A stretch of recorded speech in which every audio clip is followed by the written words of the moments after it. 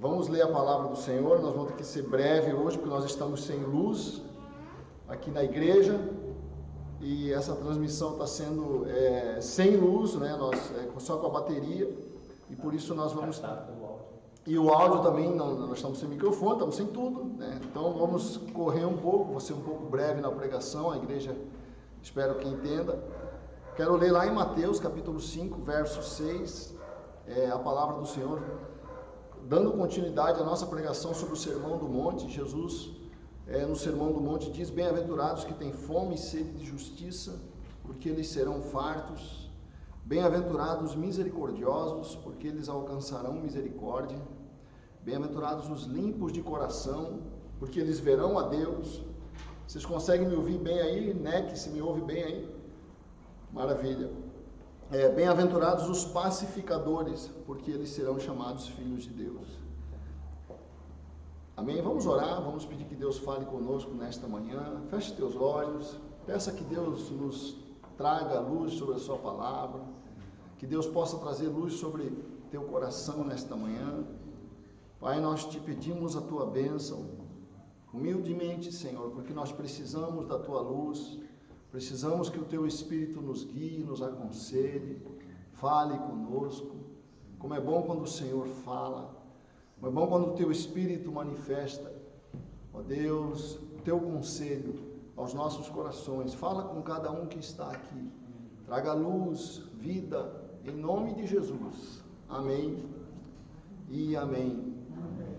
Esse texto, bem-aventurados que têm fome e sede de justiça, porque eles serão fartos, é um texto muito bonito, essa parte aqui do Sermão do Monte, das bem-aventuranças. E eu lembro que quando eu me emocionei a primeira vez que eu li esse texto, e nem cristão eu era. É claro que eu interpretei de forma toda errada. O jovem gosta muito dessa coisa da revolução, de fazer revolução, e eu interpretei esse texto de uma forma revolucionária, né? Bem-aventurados que têm fome e sede de justiça, porque vai haver uma revolução que vai trazer justiça sobre toda a terra. Mas Jesus não está falando dessa forma, porque Jesus não tem aqui uma concepção política de justiça. É interessante você perceber, Jesus não está falando de justiça na política, na organização social. É claro que tudo isso é importante, nós não estamos dizendo que você ter um bom governo não é algo bom, é óbvio que é, porque um bom governo abençoa a sociedade, mas passa. O Senhor Jesus não está preocupado com aquilo que é transitório, ele não estava preocupado com Roma. Os judeus, os discípulos, todas as pessoas que seguiam a Jesus imaginavam que ele iria fazer justiça, libertando Israel do jugo político de Roma. E Jesus está falando aqui de outra coisa. Eu tenho certeza que nós vemos pelo decorrer da maneira como os discípulos vão interpretando Jesus, querem fazer ele rei e tudo mais. Os discípulos tinham essa concepção de que Jesus era um líder político, né? E que Jesus tinha uma proposta para libertar a nação de Israel do jugo romano. Mas não era essa a preocupação do Senhor Jesus. O Senhor Jesus estava preocupado com o coração do homem. É a justiça nesse sentido, uma justiça que traga mudança no teu coração. Essa é a justiça, né, que o Senhor está falando, uma justiça que resolva o problema central do homem, porque o problema central do homem não é a organização política da sociedade. E eu volto a dizer, não que isso não seja importante, porque é importante, mas não é a raiz da árvore. A raiz da árvore, a raiz da injustiça, a raiz da iniquidade, não é o governo. A raiz da iniquidade é o nosso coração. É o coração o problema, aqui dentro, né? É aqui que nós temos que mudar. Você pode ter a melhor sociedade do mundo, mas ainda se o homem não trabalhar a questão do seu coração, a decadência que há dentro de nós, é isso que o Senhor Jesus está falando, que o problema, João Batista fala assim, agora está posto o machado na raiz da árvore. É interessante essa palavra de João Batista, quando ele anuncia Jesus, ele fala assim, agora está posto o machado na raiz da árvore, porque a raiz da árvore é o pecado. A raiz da árvore é meu distanciamento de Deus.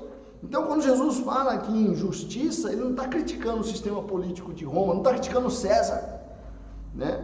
Mas ele está olhando para a maior necessidade que nós temos, que é a transformação do nosso coração. Quer dizer, a mudança que nós precisamos sofrer no nosso coração. Quer dizer, o Senhor quer que o reino de Deus avance, como o Dirceu falou um pouco aqui, para que nós aprendamos a amar, coisa que nós não sabemos fazer. Para que nosso coração, para nós aprendermos a valorizar as coisas que são importantes, essenciais na vida. Isso vai trazer justiça, né? Então, entenda isso. A primeira coisa que nós temos que entender, então, que a justiça de Deus não é conquistada pela política, não é conquistada pelas armas, não é conquistada pela espada. Mas a justiça de Deus é conquistada pela obediência à palavra do Senhor. Porque é isso, a palavra de Deus que transforma o coração. É a palavra de Deus que vai transformar você. Amém? Quer dizer, Paulo fala assim, lá em 2 Coríntios capítulo 10, no verso 4 e 5, o apóstolo Paulo fala assim: porque as armas da nossa milícia, quer dizer, a nossa revolução, a nossa guerra, a nossa batalha, Paulo fala, as armas da nossa milícia não são carnais, não são essas que as pessoas estão lutando na política, mas sim poderosas em Deus para a destruição das fortalezas, destruindo os conselhos e toda altivez que se levanta contra o conhecimento de Deus, e levando cativo todo o entendimento, a obediência de Cristo. Este é o segredo para trazer justiça, a obediência à palavra do Senhor. Nós aprendermos a valorizar o que Deus diz, a crer que vale a pena obedecer à palavra do Senhor, né? E não existe maior injustiça. A grande injustiça que existe no mundo é o desprezo a Deus. E ninguém pensa assim. A gente vê um ateu e fala, ele não acredita, o que nós vamos fazer? Isso é uma tremenda injustiça. Porque Deus criou a pessoa, Deus pôs fôlego no nariz da pessoa, Deus sustenta a vida dessa pessoa, Deus dá tudo, dá alegria no coração. Paulo diz que Deus enche o coração da alegria de todos os homens. Quer dizer, mesmo o ímpio, Deus põe alegria no coração. E aí o cara fala, tu não existes, eu te desprezo. Essa é a grande injustiça da vida, o desprezo por Deus, pelo Criador. Você imagina uma pessoa que foi criada por um pai, o pai dá tudo para ele, né? O pai dá alimento, dá fôlego, dá sustento, e o sujeito chega ali aos 18 anos e diz, eu não te conheço, para o pai. É isso que o homem faz com Deus. E nós achamos normal, coitado, ele não crê, o que ele vai fazer? E é interessante como Jesus ficava indignado com a incredulidade. Jesus se indignava com a incredulidade, mesmo dos seus discípulos. Porque Jesus achava ofensivo, a incredulidade é algo ofensivo para Deus, né? O salmista fala assim, no Salmo 119, verso 136. Rios de águas correm dos meus olhos, porque não guardam a tua lei. Rios de água correm dos meus olhos, porque não guardam. Isso é fome de justiça. Essa dor por ver Deus sendo ignorado em todo canto, né? Por isso que o Senhor Jesus fala, né? Buscai o reino de Deus, o governo da palavra de Deus sobre a vida das pessoas, né? Então, não tem necessidade de nenhuma revolução. A revolução que nós precisamos tem que se passar no nosso coração. Amém? Tem um pregador que costuma dizer o seguinte: a igreja local é a esperança do mundo. Uma igreja que prega a palavra com fidelidade, com retidão, com amor, com fé, acreditando que é verdade, que não é uma religião apenas, não, mas é verdade. Ontem eu falava isso com os nossos líderes. Nós tivemos uma reunião com os líderes de célula. Nós lemos ali a parábola do rico e do Lázaro, uma palavra fortíssima. E o Senhor falando que o rico foi para o Hades e o Lázaro, que passou as maiores necessidades, foi para o céu, foi para a presença do seio de Abraão, diz a palavra. Quer dizer, e eu pensava naquilo, pensava assim, isso aqui não é um conto de fadas, isso aqui é verdade.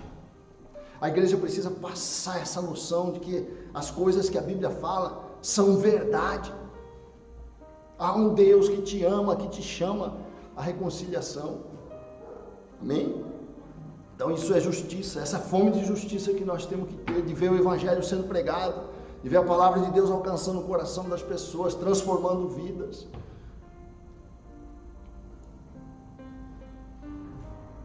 Amém? Essa é a primeira coisa. E o que você mais valoriza na vida? Essa é a questão, né? Por que Deus é colocado de lado? Como é que eu faço para praticamente, para vivenciar essa justiça? O que eu faço? Qual que é o ensino prático dessa palavra? Como você pode aplicar essa palavra na sua vida? De ter fome e sede de justiça? É trazendo Deus para o centro da tua vida. Trazer a palavra de Deus para o centro da tua vida. A tua relação com Deus, a coisa mais importante na sua vida. Quer dizer, isso que tem que mandar em você, não pode ser nossas... Nada pode mandar em mim mais do que a minha relação com Deus. É nesse sentido que Jesus fala, aquele que ama pai, mãe ou qualquer coisa mais do que a mim, não é digno de mim.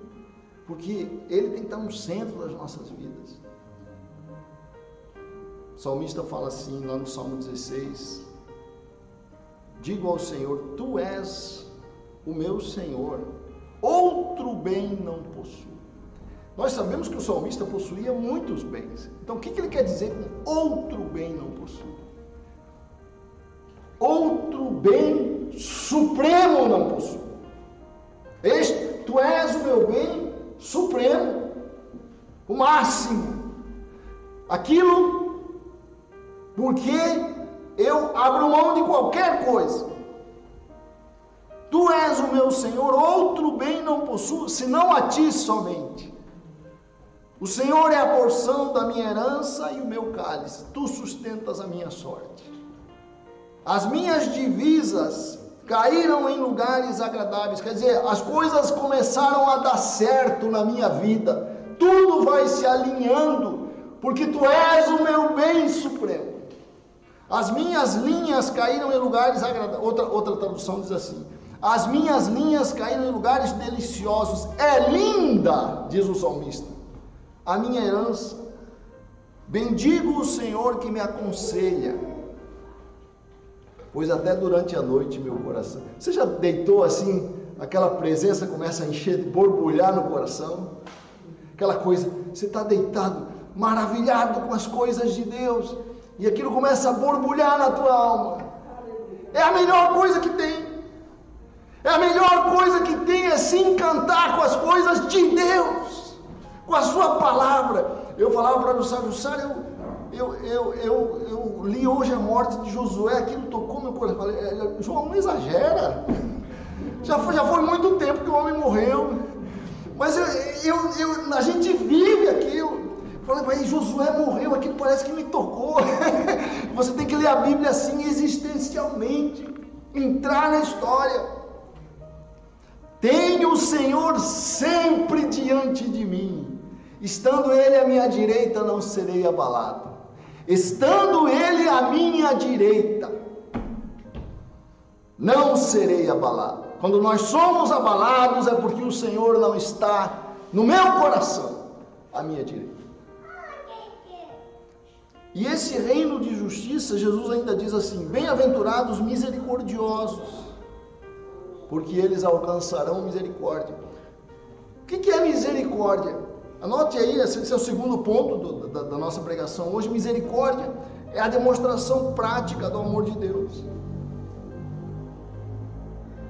Misericórdia é eu aplicar o amor que eu tenho por Deus, dar consequência ao amor que eu tenho por Deus na vida das outras pessoas. Isso é misericórdia. É mostrar que o meu amor por Deus não é apenas uma religião, mas tem consequência na vida prática, na maneira como eu trato as outras pessoas. A palavra compaixão, que é a mesma da palavra da misericórdia, compaixão significa sofrer junto. Se uma pessoa está sofrendo, eu quero participar disso de alguma forma. Como é que eu posso te ajudar nesse sofrimento que você está tendo hoje? E Deus, é interessante, né, as promessas de Deus, tudo que Deus nos pede, Ele nos promete uma recompensa. Ele diz assim, né? Bem-aventurados os misericordiosos, porque eles alcançarão misericórdia. Se você tem sido misericordioso, tenha paz. Deus olha para você com profunda misericórdia, diz a palavra. Porque o que nós mais precisamos, senão a misericórdia de Deus? Né? Porque todos nós somos imperfeitos. Ninguém faz as coisas 100%. Nós sempre estamos falhando nas nossas imperfeições. Falamos o que não devemos falar, tomamos atitudes que não devemos tomar tantas vezes. Mas Deus olha para nós com misericórdia. O que me dá descanso não é a minha perfeição. O que me dá descanso é saber que Deus olha para mim e para os meus defeitos e para os meus erros com misericórdia. E assim eu devo olhar para o meu irmão. Assim como Deus tem tido misericórdia, porque eu sou misericordioso com meus defeitos. Eu sou muito misericordioso comigo. Eu não sou muitas vezes misericordioso com a Jussara, né? Eu não sou muitas vezes misericordioso com o meu vizinho. Mas comigo eu sou muito misericordioso. Assim nós somos. E Deus quer que nós mudemos. Porque Deus é misericordioso conosco. E nós temos que aprender a ser misericordioso conosco. Sabe, parar de julgar o irmão. Parar de olhar com severidade para o defeito alheio. Sofrer junto aquilo que uma pessoa está sofrendo, né? E é uma missão da igreja, a misericórdia é uma missão da igreja. Quando a gente dá uma cesta básica aqui para um necessitado, nós estamos cumprindo uma missão nossa. Um dever diante do nosso Deus. Quando você visita um enfermo, quando você ajuda uma viúva, você ajuda um órfão, é isso que Deus espera da igreja. É isso que Deus quer ver, essa ação na igreja. E não apenas a contemplação. A contemplação é fundamental, é importante, mas ela tem que desembocar em algo prático, né? Os judeus usam muito a expressão hesed, que é a palavra hebraica que fala desse sentimento que Deus tem pelo seu povo. É bom, né, Nicole, saber que Deus olha para nós com misericórdia. É bom você saber que Deus gosta de você. Deus olha para você com aquele amor, aquela paciência que nós temos com os nossos filhos. Nós somos severos com os nossos filhos, às vezes, porque nós queremos que eles mudem, né? Que eles se corrijam. Mas vai alguém criticar nossos filhos, né? Acende uma ira em nosso coração. Por quê? Porque, peraí, você está mexendo com a menina dos meus olhos. Assim é Deus conosco. Recede. Salmo 136 fala muito isso, que Deus é bom e seu recede dura para sempre. E é isso que mostra a parábola do bom samaritano. A parábola do bom samaritano é a expressão disso que Jesus está falando. Bem-aventurados misericordiosos. Bem-aventurado o bom samaritano, porque o bom samaritano é a igreja. E a igreja é uma boa testemunha de Deus quando faz isso. E a igreja cristã tem feito isso no mundo. Você vai aqui em Porto Alegre, na Zona Norte, você vai encontrar um hospital, ou se não encontrar um hospital, vai encontrar um lar ou na Zona Sul, ou na Zona Leste, na Zona Oeste, vai ter um centro de recuperação, vai ter um hospital, vai ter uma escola, vai ter um lar de idosos. Alguém de alguma igreja fundou, criou ou sustenta. As pessoas falam mal, muito mal, das igrejas. Esses dias estava uma discussão aí sobre igreja, essa questão do tributo e tal. Eu até fiz um texto na Folha de São Paulo em resposta ali na parte do leitor, e coloquei assim: se você for ali em São Paulo, na Zona Sul, na Zona Leste, na Zona Oeste, onde se for, você vai encontrar ou uma igreja, ou uma escola, ou um lar de idosos, ou um centro de recuperação que alguma igreja fundou, ou alguma igreja sustenta. E aqui em Porto Alegre também. Escrevi também para 0 hora, mas não consegui mandar. Por alguma razão lá deu errado. Tiago fala isso no capítulo 1, verso 27. A religião pura e imaculada para com Deus e Pai é esta: visitar os órfãos e as viúvas nas suas tribulações e guardar-se da decadência, da corrupção do mundo. Número 3. Bem-aventurados os limpos de coração, né? Os puros de coração, que eles verão a Deus.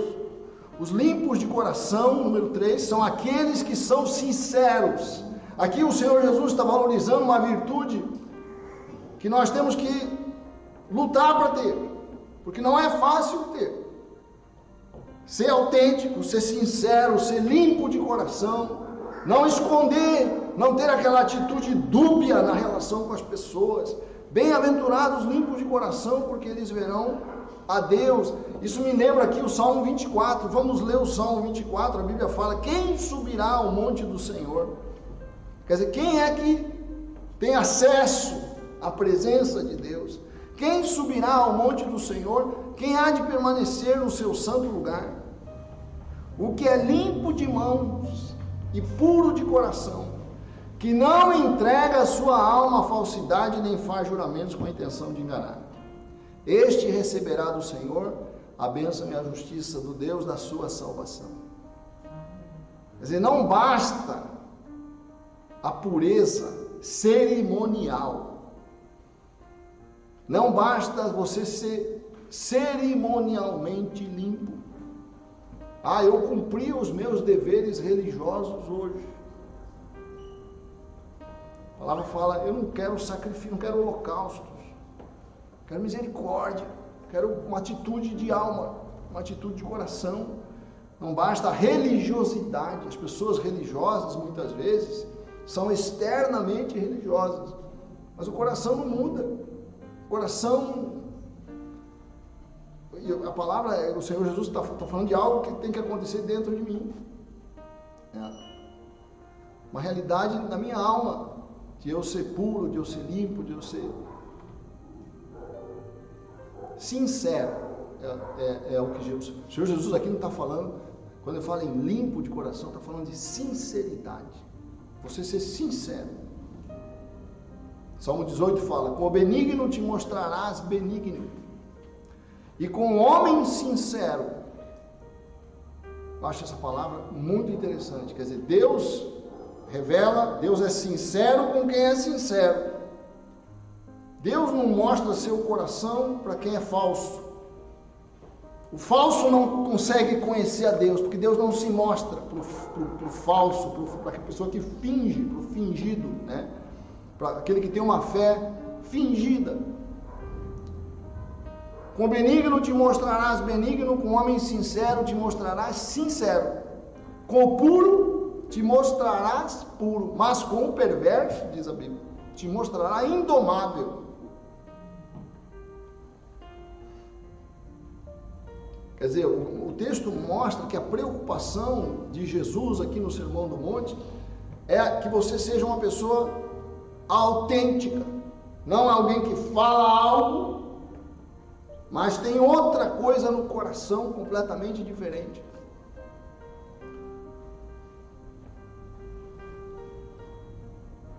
E a sinceridade é algo que tira um enorme peso das costas da gente, não é verdade? Porque é muito difícil fingir. Fingir dá um trabalho tremendo. Eu tenho que mostrar para você que eu sou inteligente. Como dá trabalho mostrar que a gente é inteligente? Sempre que eu quero mostrar algo, isso dá muito trabalho. Como dá trabalho eu mostrar para você que eu sou espiritual. Como dá trabalho mostrar para as pessoas que eu sou cheio do Espírito Santo. Como dá trabalho mostrar para as pessoas que eu conheço a Bíblia. O fariseu, Jesus centra a ira dele contra os fariseus. Os fariseus gostavam demais de mostrar a sua religiosidade, o quanto eles eram espirituais, o quanto eles eram fiéis à lei. Como é bom você ser você mesmo com teus, né? Claro que eu não vou me acomodar nos meus defeitos, nas minhas imperfeições, mas eu não posso fugir dessa realidade. As pessoas querem que a gente seja de um jeito. Na igreja é assim. Não, mas, né? Nossa, não pode falar isso, não pode ser assim. Pois é, mas eu sou, né? Agora, claro, eu estou numa caminhada, eu estou tentando mudar. Tenha paciência comigo. Fala para o teu irmão, tenha paciência comigo.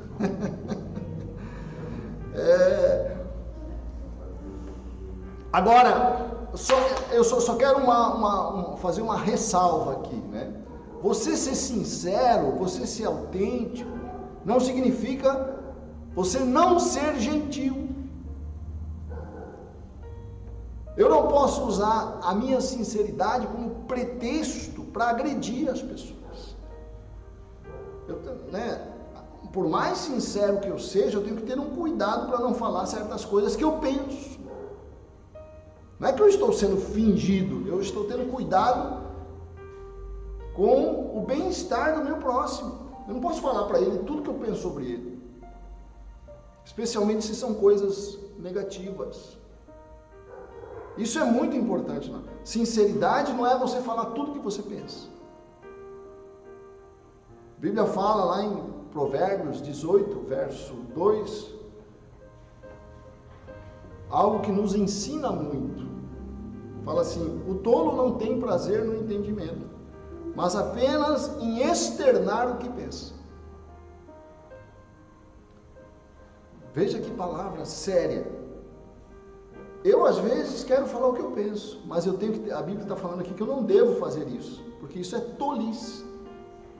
Sempre que eu vou falar o que eu penso, eu devo pensar assim, mas eu vou agredir a pessoa com o que eu vou falar? Não, mas eu sou sincero. Mas não é essa sinceridade. A Bíblia diz que a verdade deve ser vivida em amor. Antes o amor. Há valores mais importantes do que a sua opinião. E o amor é uma delas. Um deles. Amém ou não? Amém. Então, se eu vou falar, eu vou ter cuidado para não machucar. O tolo não tem prazer no entendimento, mas apenas em externar a sua opinião.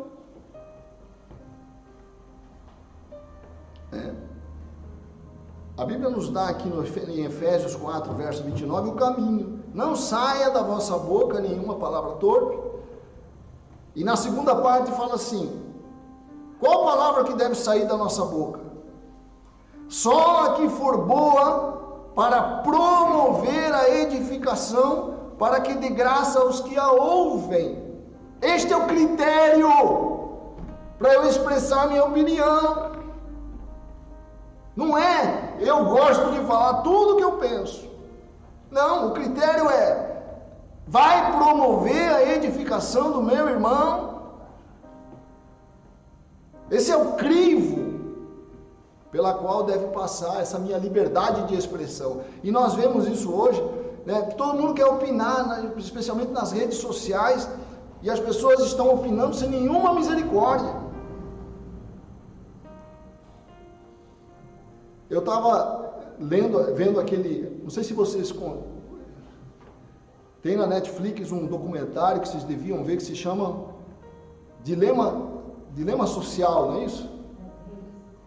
Dilema Social. Isso, Social Dilemma, né? E esse documentário mostra como depois que essa interação nas redes sociais acontecem que as pessoas falam tudo que pensam. Ah, você tá... Até mostra no documentário uma menina, claro que é um teledrama ali no documentário. Mostra uma menina que está fazendo Photoshop com o seu rosto, mudando, deixou o rosto bem bonito assim, manda para as pessoas começam a elogiar e tal.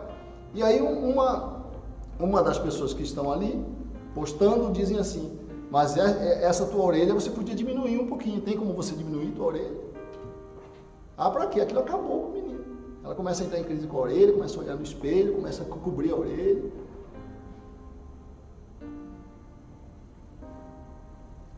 E o documentário mostra, isso é muito instrutivo, né, para isso que nós estamos falando. O documentário mostra que o índice de suicídio dá um salto a partir do momento que você tem essa interação nas redes sociais, principalmente entre adolescentes. Quer dizer, eu tenho que ser sincero, mas eu tenho que ter cuidado com a minha palavra. A minha palavra machuca as pessoas. Número 4. Feliz, diz o Senhor Jesus, bem-aventurados pacificadores. Quer dizer, feliz é a pessoa que é fonte de paz e nunca age para causar conflito entre as pessoas. Essa é uma questão maravilhosa, sabe? Uma virtude maravilhosa. Você ser fonte de reconciliação e não de conflito. Bem-aventurado aquele que procura reconciliar as pessoas e não dividir ainda mais. Bem-aventurados pacificadores, aqueles que lutam pela paz nas relações das pessoas, em todas as relações, por as pequenas e as grandes.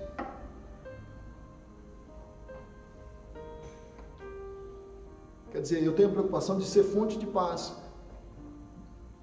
Uma pessoa vem, reclama de alguém para mim, né? Jussara vem, reclama do Dirceu.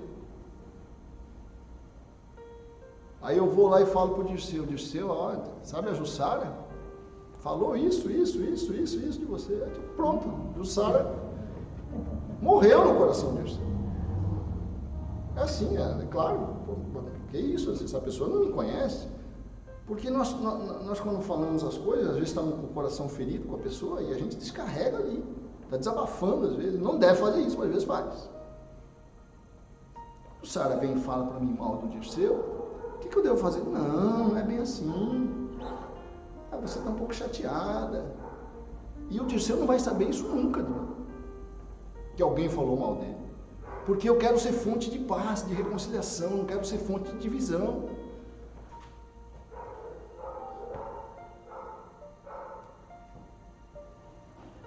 Isso aconteceu comigo. Uma vez, quando eu morava no Rio de Janeiro e comecei a frequentar uma igreja, uma pessoa veio falar assim: olha, eu tinha uma impressão ruim de você. Eu até assustei. Está acabando? 15 minutos. Temos 15 minutos ainda. Uma pessoa falou comigo e disse: eu tinha uma impressão ruim de você. Mas aí eu conversei com tal pessoa e essa pessoa falou: não, você tem que conhecer o João, ele não é nada disso que você está pensando, você está tendo uma ideia totalmente errada dele. E eu nunca soube daquilo, que aquela pessoa falava, que tinha um problema comigo. Ela que veio falar comigo. Porque a outra pessoa teve a sabedoria. Aí ele falou assim: aquilo me fez mudar a minha cabeça. Então isso é pacificar. E é difícil pacificar, né? Eu lembro que eu trabalhava em Curitiba e tinha 2 grupos, assim, 2 grupos no trabalho que se opunham um ao outro, eram conflitos. E eu não pertencia a nenhum dos 2 grupos e conversava com os 2 grupos.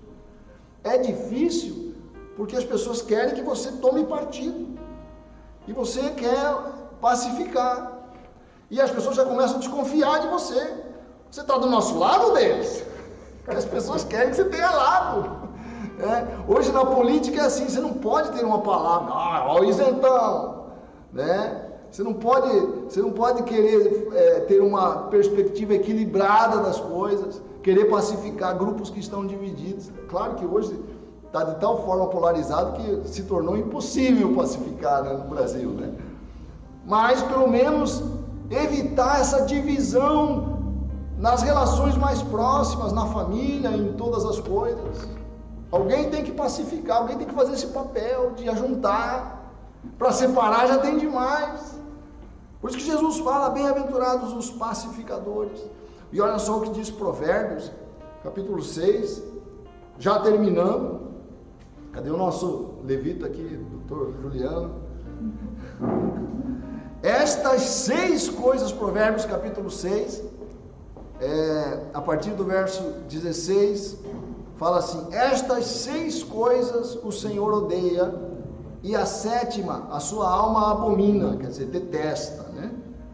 O Senhor odeia, mas a 7ª ele não aguenta, não suporta.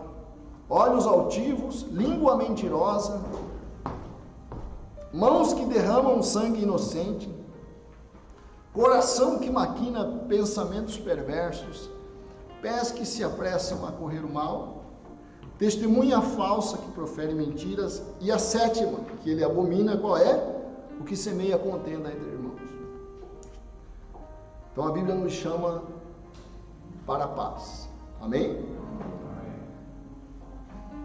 Para construir pontes. Para não falar mal de ninguém. Para tentar aproximar.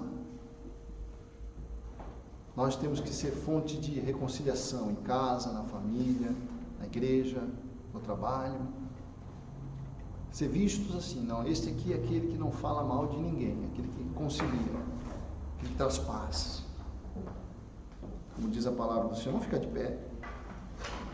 A palavra do Senhor fala em Colossenses capítulo 3, a partir do verso 12: revesti-vos, pois, como eleitos de Deus, santos e amados, de entranhas de misericórdia, de benignidade, humildade, mansidão, longanimidade, suportando-vos uns aos outros, perdoando-vos uns aos outros.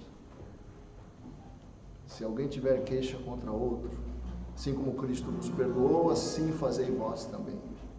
E sobre tudo isto, revesti-vos de amor, que é o vínculo da perfeição, que aperfeiçoa tudo, enquanto teu coração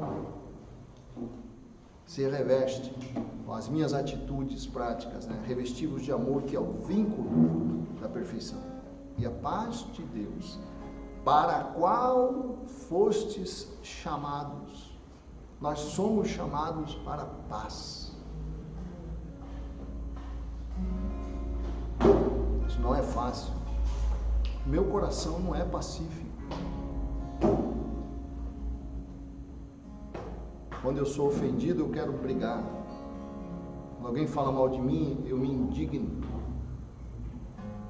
E é isso que eu tenho que vencer no meu coração. Eu não fui chamado para servir ao ódio do meu coração. Eu não fui chamado para servir ao sentimento de vingança do meu coração. E é muito difícil fazer isso.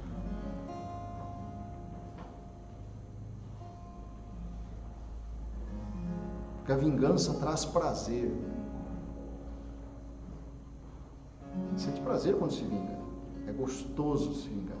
Por isso que as pessoas dizem: a vingança é um prato que se come frio. É um prato para se saborear. É bom se vingar para a alma humana. Mas não fomos chamados para isso. Fomos chamados para negar isso, para vencer isso. Fomos chamados para juntar. Paz de Deus, para a qual também fostes chamados em corpo, domine em vossos corações. Sede agradecidos.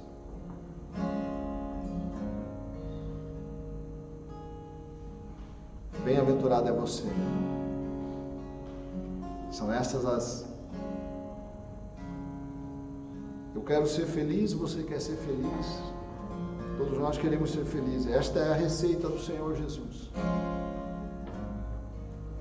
do nosso rei ali no Sermão do Monte.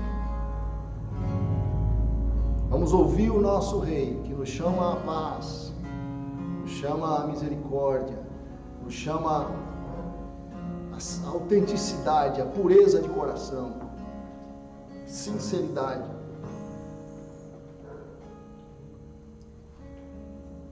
E vamos ter fome de Deus, fome e sede de justiça. Quando você tem fome e sede da justiça de Deus, você vai ser farto, diz a palavra de Deus. Amém?